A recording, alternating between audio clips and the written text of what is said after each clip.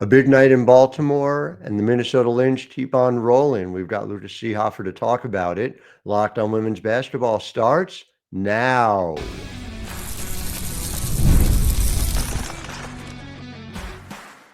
You are Locked On Women's Basketball, your daily podcast on women's basketball. Part of the Locked On Podcast Network, your team every day. Hi, everyone, and happy Thursday. Welcome to Locked On Women's Basketball. I'm your host, Howard Megdal, and I want to thank you for making us your first listen every day. You guys keep showing up for us the way we're showing up for you 6 days a week. Over 340,000 of you listening in April alone, on track to break that mark here in May. Again, it is not just me, of course. It is the incredible team across the board at Locked On Women's Basketball and The Next at thenexthoops.com. We have over 100 reported pieces every month. Go ahead and subscribe at thenexthoops.com. You can sign up for $9 a month or $72 a year and get yourself all these articles, podcasts, everything just sent right to your email. Every time we publish something, you get it, thenexthoops.com. And Lucas Seehafer has been, I mean, utility infielder doesn't really capture it fully because it's more like a Ben Zobrist role, right? Where you're able to come in and start as needed, writes tremendous work across sports, on baseball too, but talking about injuries within the WNBA. You were on the podcast recently talking about injuries and the current state of it, but this week you are effectively our Terry Horstman. So very excited as our Terry Horstman got married this week. Lucas is covering the Lynx for us. We're going to talk a lot about the Lynx segment 2 and 3. Segment 1, though, want to start by what happened last night in Baltimore, where the Mystics played the Fever. And contrary to popular opinion in some quarters, it was not a funeral. In fact, people had a great time and a basketball game was played. So let's hear from our Rob Knox, who was on the scene in Baltimore, talking about the Mystics win, actually, over the Fever. Hey, everybody, this is Rob Knox from the Next, here from Baltimore, Maryland, where the Mystics had big fun in defeating the Indiana Fever 83-77 before a sellout crowd of 11,183 people here. Baltimore showed up and showed out. It was a great night for the WNBA, which was the first time they've ever played a regular season game here in Charm City. It was a great night for for the young girls that want to dream one day of being here. I'm in the process of writing a sights and sounds story for the Next, which will be posted at some point tomorrow. I met so many great people, met a really wonderful family from Gettysburg that made the trip here. And, Caitlyn Clark, she did not play, but fans were still engaged and enthusiastic. She signed autographs for close to 15 minutes pregame, which was pretty cool. Overall, though, the Mystics behind Brittany Sykes' 21 points ultimately came away with the victory. The Wanabana also had 21 points for the Fever. This is Rob Knox from Baltimore, Maryland. So I had heard that the season was in danger of being canceled. So really obviously gratifying to see that 11,000 plus turned out to watch the Mystics and the Fever for those who were on the court. Lucas, you're in a market that in so many ways gets overlooked, not just on the day-to-day, but in terms of the type of support it's had for women's basketball going on effectively a decade and a half. I would trace it back to when Carly Knox came on the business side and Cheryl Reeve on the basketball side. What's the view like in Minnesota for the national discourse treating the WNBA like it is 1 year old? Yeah, I mean, to say it's a little ridiculous, I think, is maybe a bit of an overstatement or understatement. I mean, players get injured all the time. Superstars get injured all the time. That's just the nature of the sports, the nature of the game. And like Rob was saying, that didn't stop people from turning in and having a good time. I think that just goes to, it should just immediately disintegrate any narrative that the sport is dependent on one individual person. And it really, goes to talk about the overall quality of the league and of the players, and, saying that it goes all on the shoulders of one person does a disservice to everybody else in the league that's really driving the success of the league. So it was good to see that last night, and yeah, I mean, it will continue moving forward. In Minnesota so far, and it's early, it's a small sample size, but if anything, this probably understates it.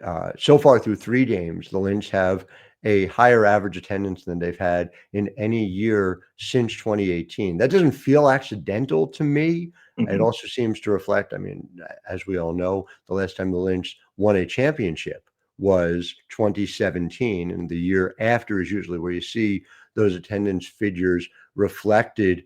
Do you think that the Lynx run to the WNBA finals is contributing to a greater excitement about this team in this moment? Yeah, I think for sure. And especially since, basically everybody from that team last year came back more or less, all the major players. And, we're starting to see, athletes like Napheesa Collier taking a step forward when, it wouldn't have been, you wouldn't have been crazy to say like, hey, we're at peak fee. But right now through the first, 5 games of the season, it's like, all right, not only is she the reigning defensive player of the year, but she's among the best scorers in the entire league. And when you have a player that dynamic, it just makes everything more fun. So I think not only the success of last year, but really the getting off to such a fast start this season has the whole state, really excited. We're going to get very nerdy about fee in segment 2, and I'm very excited about doing that. But yeah, it was striking to me. I saw several stories saying that with Caitlyn Clark's injury for 2 weeks, that Napheesa Collier suddenly became the Vegas betting favorite to be MVP. And that was striking to me. I've said it on this show. I've said it over at the 9, writing about this as well, that to me, she comes in as the favorite to win the MVP. The GM survey said that she was the favorite to win. And this is to take nothing away from Caitlyn Clark, who had an incredible rookie year and was already besting those numbers on a per game basis before her injury. She'll be back in a couple of weeks.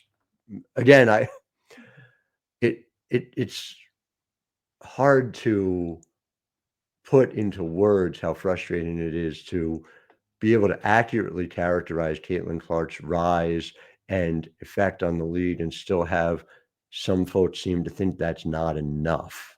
That it has to be to the absence of everyone else. But I asked with that frame in mind, do you think that, because clearly, again, Caitlyn Clark has supercharged the growth of the WNBA. Do you think you are seeing an effect of that in Minnesota? Do we think that there's a collective rise that comes with that as well? Because I don't think you can dismiss that idea. Right. Yeah. I mean, it's undeniable that Caitlyn Clark has had a major impact on how folks view the just women's basketball in general. But I also think, I say in life, there's no such thing as either ors. It's always a scale, right? So Caitlyn Clark can both be leading the charge in increased viewership, but also not be the sole reason why that is. And I think particularly That's crazy. I know, right? That? Right.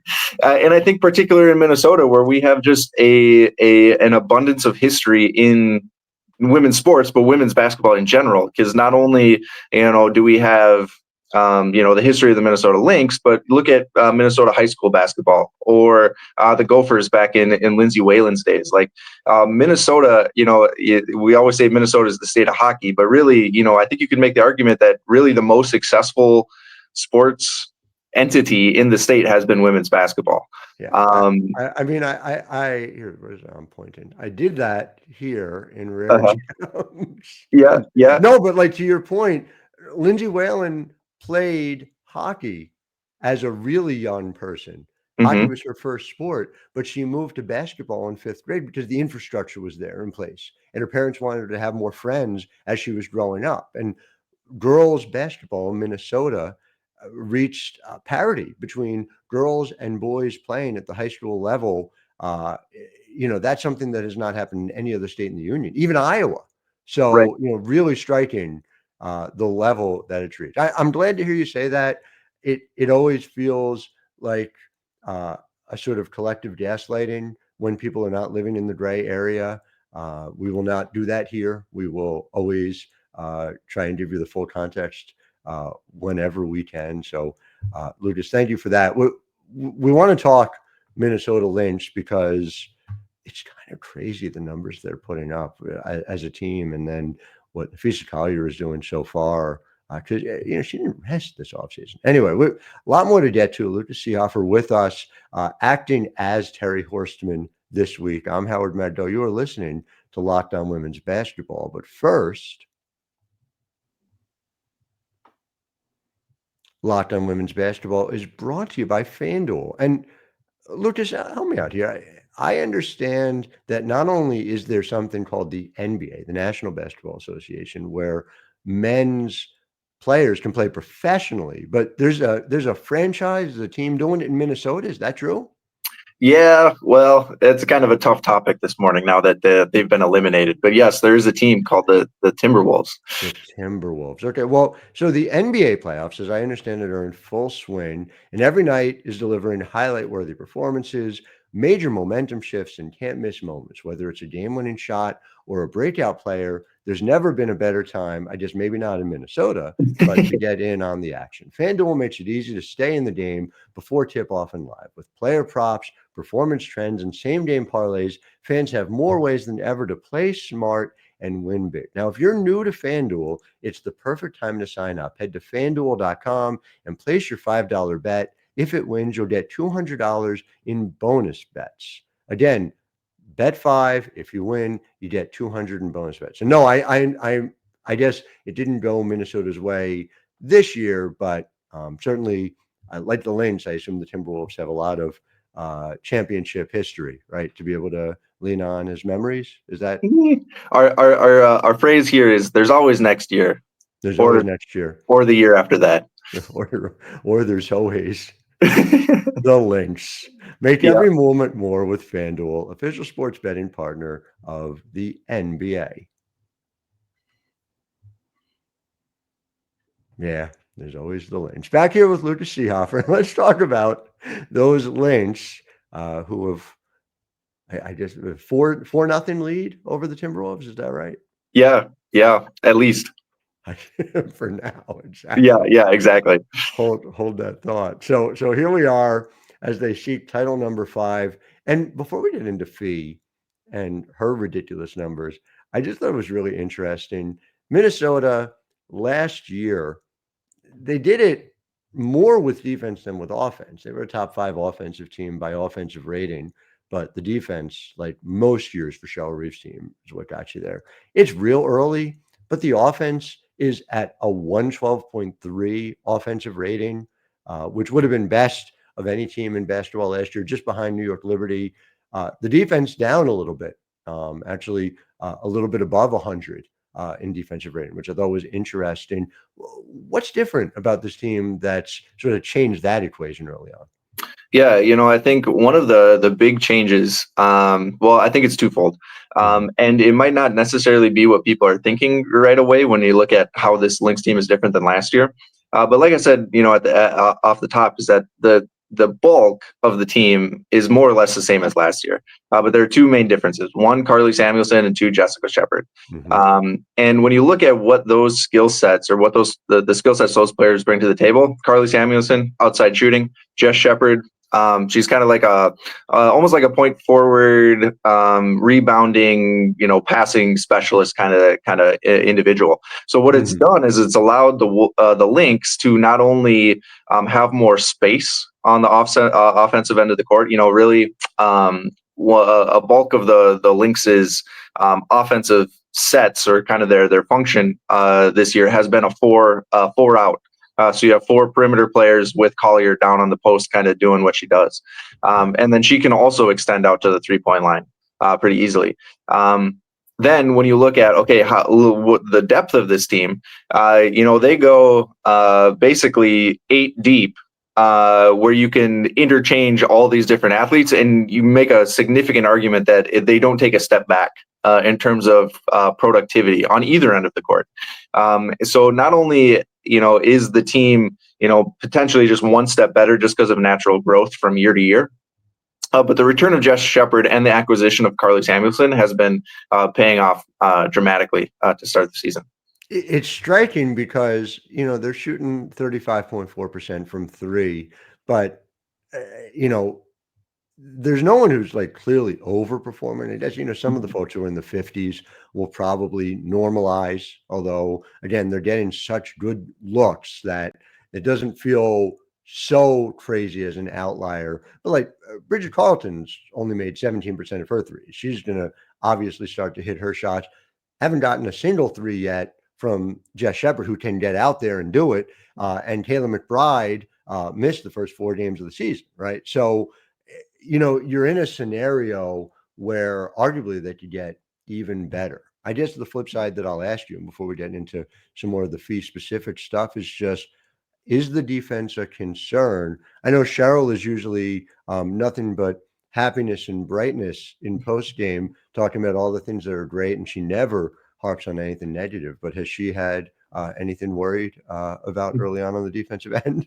Yeah. I mean, like she has mentioned, and I would say that's one of the things that she's kind of touched on the most is just not maybe not concern is a little strong, but just the inconsistency that they've shown on that end of the court. Like she said, 2 wins ago, they only played the last 5 minutes of the game against the Sun when they came back from 15 points down to win pretty comfortably. Then against the Storm, they came out in the first quarter was just like, oh my goodness, this team is never going to lose a game because they were just firing on all cylinders on both sides of the court. And then for the rest of the game, they kind of turned it down on defense a little bit. Some of the open shots weren't falling, and it ended up being, a close game. So really, I wouldn't say the defense is necessarily a concern at this point. I think that's maybe a little strong, but they definitely need to be more consistent on that end of the court. And I think, honestly, a thing that might help that is Kayla McBride. Now, she's not necessarily a defensive stopper necessarily. That's not her reputation. But I think we saw it at that first quarter against the Storm is when you have 5 players that can run around and wreak havoc. Like they had hands in every single passing lane. Fee herself had 5 steals in the first quarter, which was I believe it was a WNBA record. I know for sure she was the first to ever have 5 steals and 2 blocks in a single quarter. Mm-hmm. So when you just have athletes that can just get in the way, I mean that goes a long way in solidifying the defense. Even if you don't have, they have Collier, obviously the reigning defensive player of the year. But if you look at the rest of the players on the athlete, it's not that they're bad defenders, but none of them have like that stout defensive reputation. They're just good overall. And so in the long run, I guess the short answer is in the long run, I think they'll be fine. I think they'll be fine too. We should all struggle like Cheryl Reeves' teams struggle. And Jess Shepard again, having this double coming off the bench, averaging, basically 15 and 11 so far. I keep going back to when I think about Jess Shepard's development, the fact that she was able to transfer to Notre Dame and operate in a Muffet McGraw system allowed her to do a lot of the things that Cheryl Reeve asks her to do at the pro level. But, having her in place there, effectively serving as the 4 next to Fee is so different than in Notre Dame, where she was serving as the 4 next to Bree Turner, who is, so much of a traditional 5. It is 4 out with Fee down low, but you are also seeing Fee away from the basket be incredibly efficient. And just so the number I want to throw at you is you look at her percentage field goal attempts, 14% of them are coming from 10 to 16 feet out, but she's hitting 53.8% of them. And she's even getting a bunch of looks early on from beyond 16, 3 of them so far, but she made 2 of the 3. Like there's no spot on her shot chart where you say, oh, that's not a good shot for her to be taking right now. Is she getting better looks than she did last year? Or is this just somebody who's become somehow even more of a shot maker? I think again, we're going back to it's never an either or kind of thing. I think it's both. Not only has the Lynx put more emphasis on spacing on offense, and that allows Collier to do more down in the post, but she has also undeniably become a better outside shot taker and maker. And one of the things that when people are first kind of diving into analytics and basketballs, they talk about you want threes and layups. There's no such thing as a good mid-range shot, and that's not true. There is a good mid-range shot if you can make the mid-range shot, and Fee has been showing that she can do that. So not only does her spacing to the 3-point line improve the Lynx spacing and the offensive efficiency, but just now teams are all of a sudden saying, okay, if she's at the elbow, we can't just leave her be, because she could make that shot, or she could drive, or she could pass. And that just opens up the offensive lanes even more, which has led to things like Alana Smith becoming so effective as a cutter. Or getting Kayla McBride open, or the weak side defense. And we saw this a lot against the Storm. Is what we would see is the Lynx would have ball on one side of the court, and the Storm would try to drop a player down into the post to more or less double, or at least shade Collier.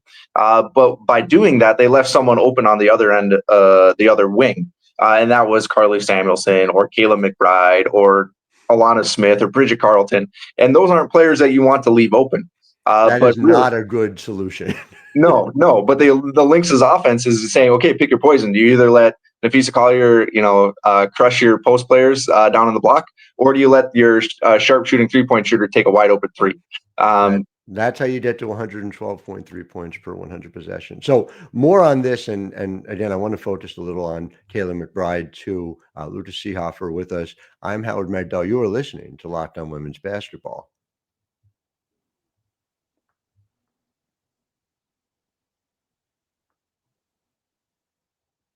Back here in segment 3, Howard Megdal, Locked On Women's Basketball, talking to Lucas Seehafer, jack of, I'm not to say many trades, because you are the master of a ton of them as well.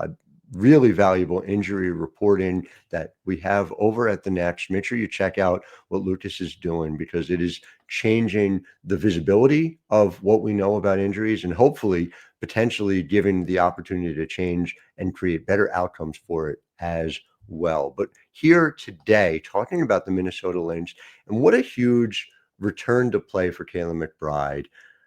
I will say this, and you shared a story about how she came back and what her return to play protocol was, right? I'm old enough to have covered her back when she was with the San Antonio Stars, and I watched her come back, win a championship in Turkey, fly across the ocean, and less than 24 hours later, play in a WNBA game. So from my perspective, when I heard that story from you, I was like, oh, that's actually probably a better return to play protocol than she had earlier in her career. But what was it? What did she do in order to get back into playing shape? Yeah, it was funny. She was asked that after the Wolves, or the Lynx, their victory over the Storm. And she said, "Hey, I'm not going to lie to you. It was, I got on the bike 2 days ago. I practiced one practice, and then Cheryl asked me if I was ready to go. And then she went and played. So the physical therapist, the kinesiology PhD in me was just like, oh my goodness. But I think there's also more to the story, because yes, that is very typical of, Kayla. She plays basically year round and has for her entire career. So her longevity and her ability to stay healthy has been just remarkable to watch. But also she had made some comments post game about kind of vague comments about why she was gone. It was listed as personal reasons. And she came back and said that, the Lynx helped her feel safe. Cheryl Reeve made a comment about how Kayla was able to basically accept who she is, and that it's okay to not feel okay, and that kind of stuff. So you can kind of read between the lines about potentially what was going on. So when you look at what would be the gold standard return to play process, it wasn't that. Okay, I don't think anybody would deny that. But in the term of, hey, just getting back to life, getting back to normal, getting back to getting that routine down, I think you'd be hard pressed to say it wasn't a success. And she went out and played, and you could tell after the game she was upbeat and felt relieved to be back. It's interesting to consider the arc for Kayla McBride, and to your point, of course, we're so delighted to see her feel comfortable enough to be back out on the court. This league is better with Kayla McBride in it. I've spoken for a long time, and there are systematic reasons for this, right? Including if you played in San Antonio, things were quiet about the coverage. And so people did not, I think, fully understand her level of play, the fact that she is, to my mind, on a Hall of Fame track. I think that is more obvious and clearer now, because she just came off the best season of her career by any measure. You go by true shooting percentage, you go by win shares. It doesn't really matter what number you use.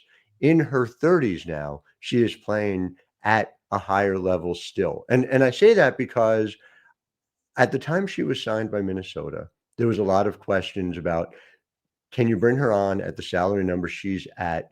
And effectively, you then need her to be the first or second best player on a championship winning team. Can she be it? She clearly was last year on a team that, yes, did not win the championship, but came about as close as you can come to winning a title without doing it, with, I guess, the possible exception of the 2016 Minnesota Lynx. And so, from that perspective, how much better, which is a weird thing to say about a 5-0 team, but how much better are they about to get with Kayla back on the floor offensively? Yeah, I think it's huge because like you said, McBride, she's on a Hall of Fame career. She's annually one of the best shooting guards in the game, but yet I still think she's, a little, not underappreciated, I guess I would say. Like if you were to poll 1,000 fans and say, who's the best shooting guard in the WNBA? I'm not necessarily convinced Kayla McBride would win that vote, even though there's an argument that she probably should. Yeah. She's just so talented offensively.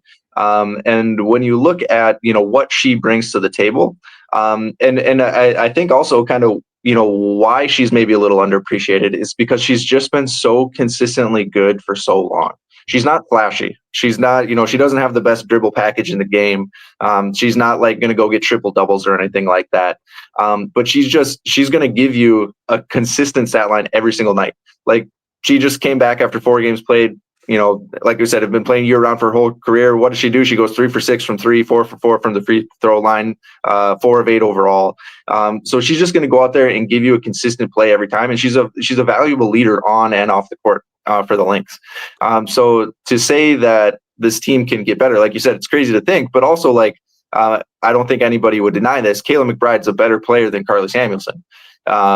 Or Diamond Miller. So plugging her into this lineup that has already been crazy successful to begin with, it's just going to make them better on both ends of the court, which again is a scary proposition. It is, and again, having the luxury of Carly Samuelson and Diamond Miller struggling to get minutes right now. Somebody, a number 2 overall pick, finally seeing her healthy. And she's struggling to get minutes right now. Alyssa Peely is struggling to get minutes right now. That's a roster that has some answers if and when injuries come as well over the course of what will be the longest WNBA season there's ever been. So it's fascinating to see. I'm going to get you out on this one. Napheesa Collier and Alana Smith Smith is first in block percentage in the league right now. Collier's 7th in block percentage. At the same time, they're both at a 3.5 in steal percentage, ranking 6th and 7th in the league as well. This is not a team made up of stars, and much has been made of that. And Cheryl makes much of that, frankly, talking about that comparatively with those teams that won in 2011, 2013, 2015, 2017. This is a far more versatile Lynch team though than that team, isn't it? I mean, and doesn't that make this a much better fit for today's WNBA? Oh, absolutely. And this is something that I'm going to be writing on here shortly. It's just the strength of this team is the depth. And the system is set up for virtually every single one of them, as long as they play within their role, to be hyper successful. And when you have that much depth and that much just overall talent, even though the ceiling might not be as high as some of the other teams in the league, their floor is also significantly higher. Like as long as there's not a catastrophic injury or two, there's almost no way this team can't be good. And when you have that much depth and that much talent, to forgive a cross sport reference here, look at the Oklahoma City Thunder. Yes, they have the MVP in the league. So do the Lynx, arguably right now with Napheesa Collier. But if you look at the rest of the lineup, they're not superstars, not yet. They're just all a bunch of role players or, highly talented players that play within their system, have fun out there, and they just wreak havoc on both sides of the court. As a Timberwolves fan, I can attribute this. I've seen it happen. The Lynx are basically the WNBA's Oklahoma City Thunder. That's my hot take. Is they have one superstar and then just 7 or 8 other players that they can go out there and get the job done. And it's very, very difficult to beat a team where that is the case. That is a gutsy thing to say in Minnesota on a day like this, but I tip my hat to you for the honesty about the Oklahoma City Thunder. And again, look at our depth. Terry Horstman getting married. Lucas Seehafer jumps in, joins us, talking about the Lynx. Always grateful. Always learn from you, Lucas. So thank you for your time. To our listeners, thank you for making us your first listen every day. Tomorrow, upgrade in the host chair. Natalie Heverin will join you, and she will be talking to Jen Hatfield about, that's right, the 3-3 Washington Mystics, who had that on their bingo card, not me. Until then, Howard Megdal wishing all of you a wonderful Thursday.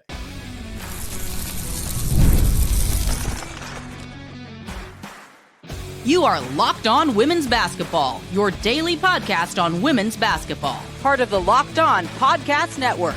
Your team every day.